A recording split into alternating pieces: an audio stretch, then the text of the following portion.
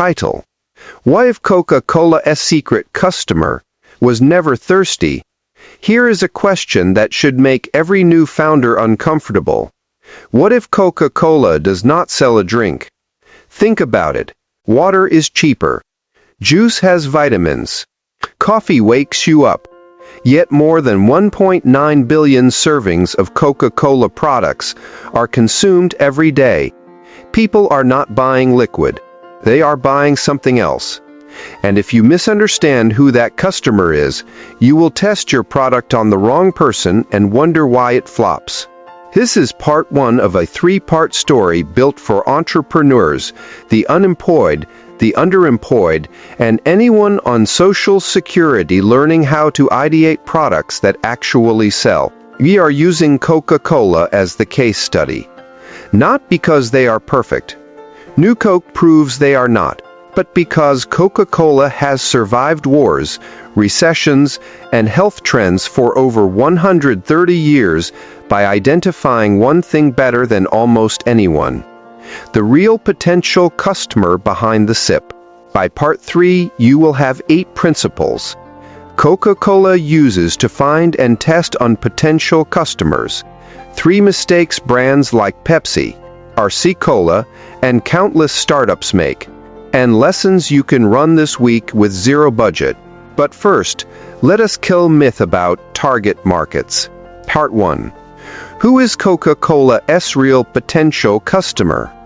The answer is not everyone. Marketing textbooks say Coca-Cola targets everyone. That is lazy. Everyone is not a customer. Everyone does not line up, pay, or tell a friend. Coca-Cola targets moments. And inside those moments live very specific people. How Coca-Cola found its first potential customer without ads or data. Go back to 1886. John Pemberton is not thinking global beverage empire. He is thinking about one person, the tired, overworked, headachy clerk at Jacob's Pharmacy in Atlanta. The product was not a soda. It was a 5-cent nerve tonic mix at the soda fountain. The first customer test was simple. Does this make the person behind the counter feel better for 10 minutes? That clerk was the prototype for every Coca-Cola customer after. Someone seeking a small, affordable, physical, and emotional lift. Not hydration. Lift. Fast forward to today. That same customer shows up in different clothes. The student before exams. The mechanic at 3 p.m. The mom in the school pickup line. The friend group at a barbecue. Different age, income, country, same job. Give me a break that tastes like a reward. How Coca-Cola tests products on potential customers before you ever see them. Most people think Coca-Cola tests with taste. Haste is late. Coca-Cola tests with behavior. Test 1.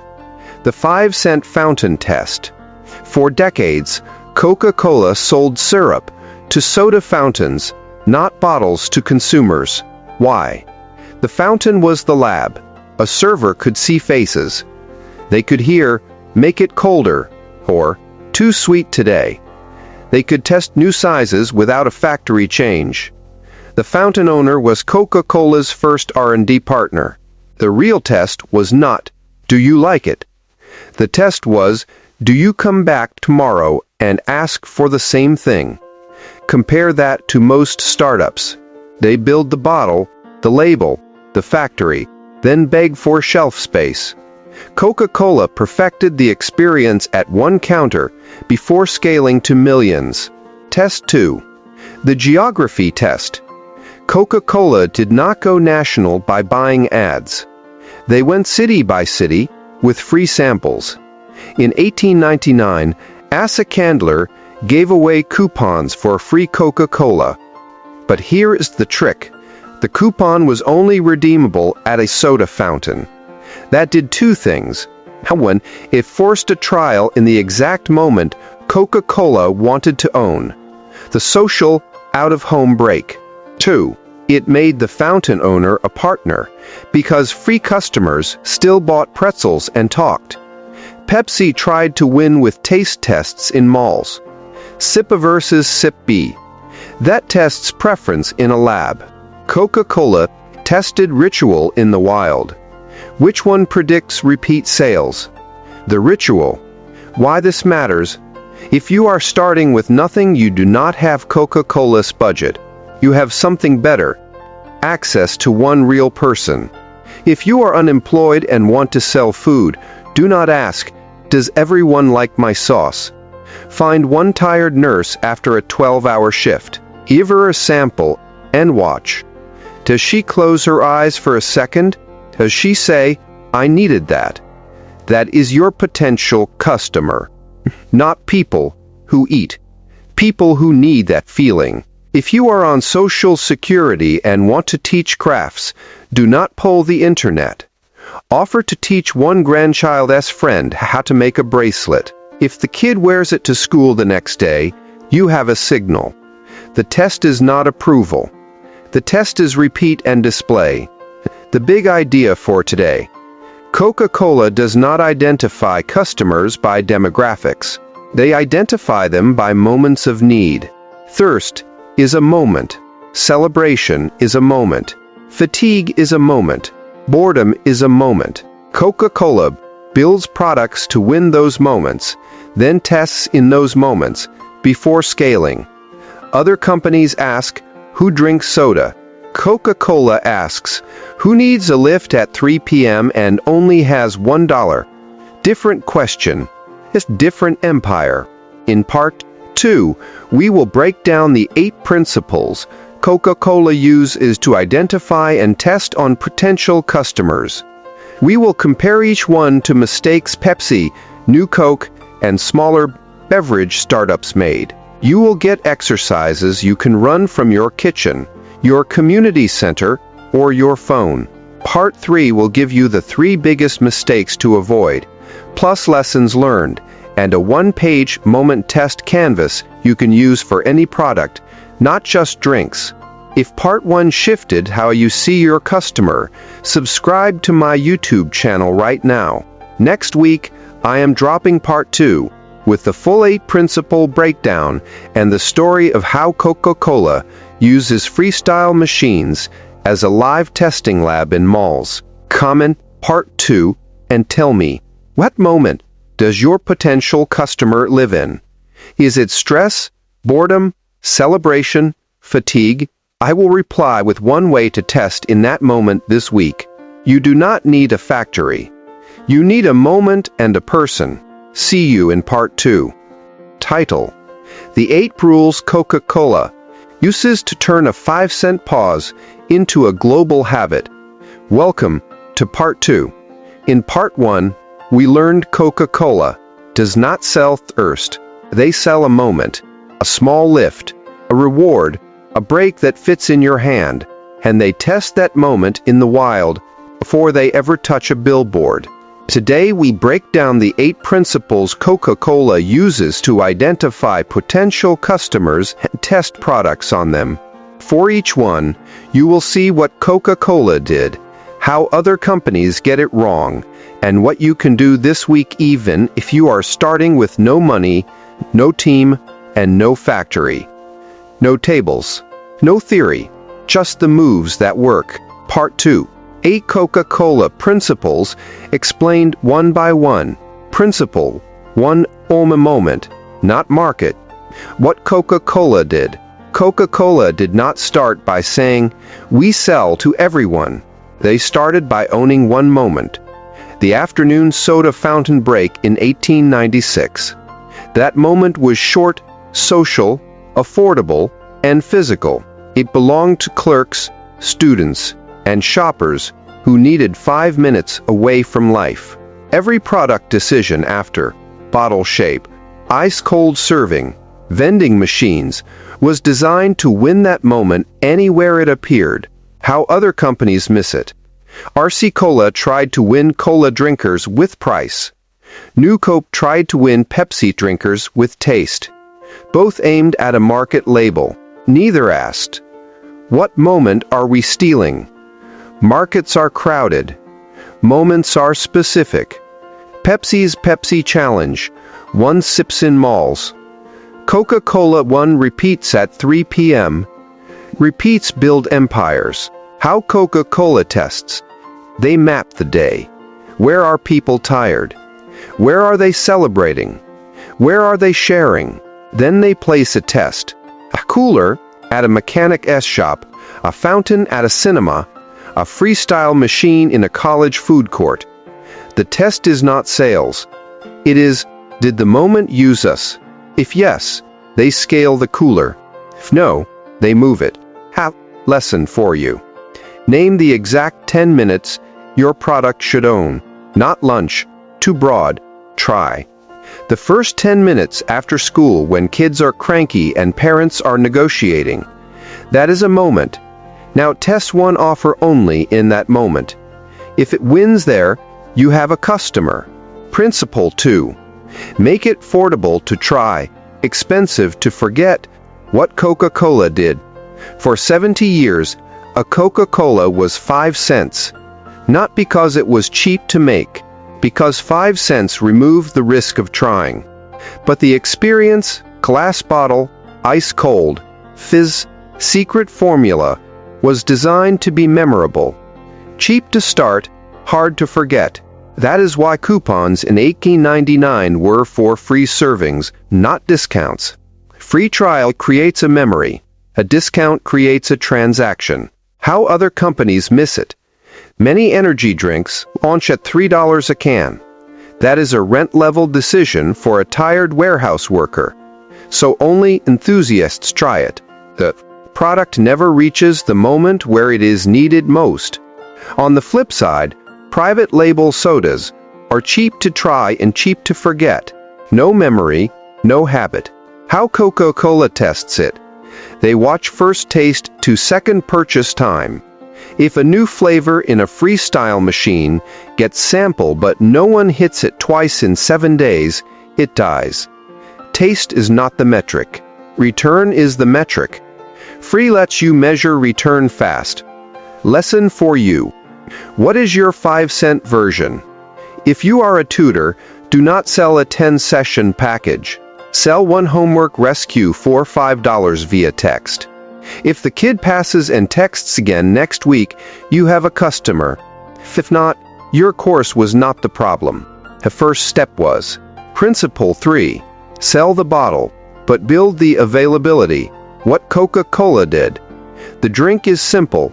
The system is genius. Coca-Cola spent the last century making sure you are never more than an arm's length from a lift. Soda fountains, then bottles, then vending machines, then coolers, then freestyle, then restaurants, then your fridge. They identified the potential customer as anyone who will want a break in the next 3 hours. That means the product must be there before the feeling hits. How other companies miss it. Jolt Cola had cult fans in the 90s, but you could not find it. It won taste and lost access. Jones Soda had great labels. Distribution was patchy. Passion without presence is a poem, not a business. Even Pepsi, with huge reach, sometimes loses the ice-cold part. Warm soda kills the moment. How Coca-Cola tests. They track out of stocks like a sin. They test new channels constantly. Cinemas, theme parks, office fridges, food trucks. If a machine in a college library sells out by 2 p.m., that is not a supply problem. That is a signal. The moment is real. Add another machine before you add another flavor. Lesson for you. Before you perfect your product, perfect your presence. If you bake, do not start with a website. Start with one coffee cart that agrees to sell your cookie at 3 p.m. Test if tired people buy. Availability beats advertising when you have no budget. Principle 4. Let the package do the talking. What Coca-Cola did. The contour bottle in 1915 was not about looks. It was a test answer. Bars were dark. Bottles sat in ice. who needed to identify Coke by touch without seeing the label. The bottle was the ad. It signaled ice-cold lift before you tasted it. Same with the red disc, the script logo, the sound of the cap. A package is a promise you can feel in 1 second. How other companies miss it. Clear colas like Crystal Pepsi try to look different, but felt like a trick. The package did not promise a new moment. It just confused the old one. Many craft sodas have beautiful art labels you cannot read in a cooler. If the hand cannot find it, the mouth never will. How Coca-Cola tests it. They do grab tests in real stores. If a shopper cannot find the new product in 3 seconds, the design fails. They also test the sound, the fizzy opening, the clink on ice. If it does not trigger memory, it gets reworked. Lesson for you. What is the 1-second signal for your product? If you sell handmade soap, is it the shape that fits a stressed palm? If you offer resume help, is it a subject line that says interview by Friday? Test if a stranger gets it instantly. If you need a paragraph, you have already lost. Principle 5. Local taste, global ritual. What Coca-Cola did. Coca-Cola tastes different in different countries. Here more sugar in the US, less in Europe. Kosher for Passover in certain markets. But the ritual is identical. Ice cold, shared, uplifting, consistent feeling. They identify the potential customer by ritual need, then adapt the liquid to local taste. The moment travels. The formula adjusts. How other companies miss it. Many US brands launch overseas with the same flavor and wonder why it flops. But it worked in Texas. Palates are not global. Rituals are. Conversely, some local brands refuse to change anything and stay small. They defend the recipe, not the reason. How Coca-Cola tests it. They run local pilots constantly. In Japan, they test 200 new products a year in vending machines. Most die. The winners, like Georgia Coffee, fit a local moment. The salaryman's break. Once the moment is proven, they scale. The lab is the street, not the boardroom. Lesson for you. Keep the feeling, change the form. If you teach budgeting, the ritual is relief from money stress. The form could be a church workshop for seniors or a TikTok for gig workers. Test the ritual in a new place before you rewrite the content. Principle 6. Turn customers into the marketing team. What Coca-Cola did. Share a Coke put names on bottles. Sales jumped because the customer became the ad. You bought one for mom, posted it, and tagged her. The product created a reason to share. Before social media, Coca-Cola had Santa Claus in red, tying the brand to the biggest sharing moment of the year. The customer did the distribution. How other companies miss it. Pepsi paid billions for celebrity endorsements. You watched Michael Jackson. You did not become him. The moment was entertainment, not participation. Many startups buy ads saying, "E are great."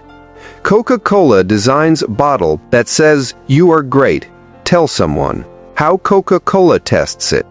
They measure social lift in small regions before global rollout. If a name bottle in Brazil causes photos, posts, and second purchases, it rolls out. If a campaign gets views but no sharing, it stops. Sharing is the test. Views are vanity. Lesson for you. Build one feature that makes your customer look good by using it. If you are a barber, give a card that says, "I just got freshened by," with a space for their selfie.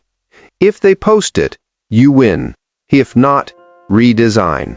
Principle 7. Never confuse taste tests with truth tests. What Coca-Cola did. New Coke won blind taste tests in 1985. Then it nearly destroyed the brand. Why? The taste test measured sip 1. The truth test is sip 20, plus identity,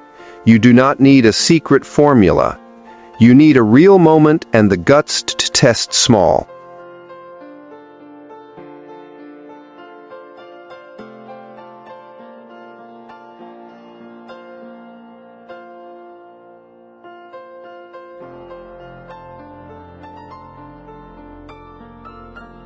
Title: The Three Traps That Flatlined New Coke, RC Cola, and 1,000 Startups. This is Part 3. In Part 1 we learned Coca-Cola does not sell a drink. They sell a moment, a small, affordable lift. In Part 2 we broke down the 8 principles they use to find that moment and test it in the wild. Now we talk about the cliff. Because knowing what works means nothing if you do not know what kills. Coca-Cola has made mistakes too. New Coke in 1985 is a master class in how to lose by listening to the wrong test. The difference is, Coca-Cola learns faster than it defends. Most companies do the opposite. If you are an entrepreneur, unemployed, underemployed, or on Social Security, trying to turn an idea into income, this part is your guardrail. We will cover the 3 biggest mistakes companies make when they try to copy Coca-Cola, what Coca-Cola did instead, and the lessons you can use this week with zero budget. Let us go. Part 3. 3 deadly mistakes and the lessons Coca-Cola teaches instead. Mistake 1. They test taste, not ritual. What other companies do? They run sip tests, surveys, and focus groups.